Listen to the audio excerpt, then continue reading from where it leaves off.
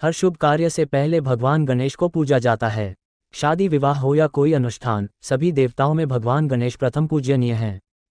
हर शुभ काम से पहले भगवान गणेश को पूजने से सारे काम सफल होते हैं।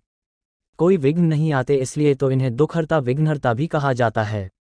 भगवान गणेश को सबसे पहले पूजे जाने का प्रसंग काफ़ी प्रचलित है। आज के इस वीडियो में जानेंगे कि क्यों भगवान गणेश ने 2 विवाह किए। कथाओं में उल्लेख मिलता है कि भगवान गणेश ब्रह्मचारी रहना चाहते थे, लेकिन उनका यह संकल्प टूट गया और उनके एक नहीं बल्कि 2 विवाह हुए। पौराणिक कथाओं के अनुसार एक बार भगवान गणेश तपस्या में बैठे हुए थे।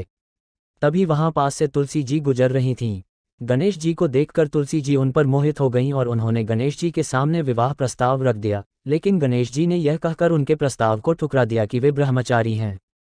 इस बात से तुलसी जी रुष्ट हो गईं और उन्होंने गणेश जी को श्राप दिया कि उनके एक नहीं 2 विवाह होंगे। इसी तरह एक अन्य पौराणिक कथा में वर्णन मिलता है कि गणेश जी की बनावट और उनके गज के चेहरे के चलते कोई उनसे विवाह करने को तैयार नहीं था, जिसके कारण गणेश जी नाराज हो गए और दूसरे देवताओं की शादी में विघ्न डालने लगे। तब सभी देवता परेशान होकर ब्रह्मा जी के पास पहुंचे। ब्रह्मा जी ने समस्या को सुलझाने और गणेश जी को मनाने के लिए अपनी योग शक्ति से 2 कन्याओं रिद्धि और सिद्धि को जन्म दिया। ये दोनों ब्रह्मा जी की मानस पुत्रियां थीं। इन दोनों को लेकर ब्रह्मा जी गणेश जी के पास पहुंचे और दोनों को शिक्षा देने की बात कही। ब्रह्मा जी की आज्ञा पाकर गणेश जी दोनों को शिक्षा देने लगे। जब गणेश जी के पास किसी के विवाह की सूचना आती तब रिद्धि और सिद्धि उनका ध्यान भटका देती और विवाह आसानी से पूर्ण हो जाता।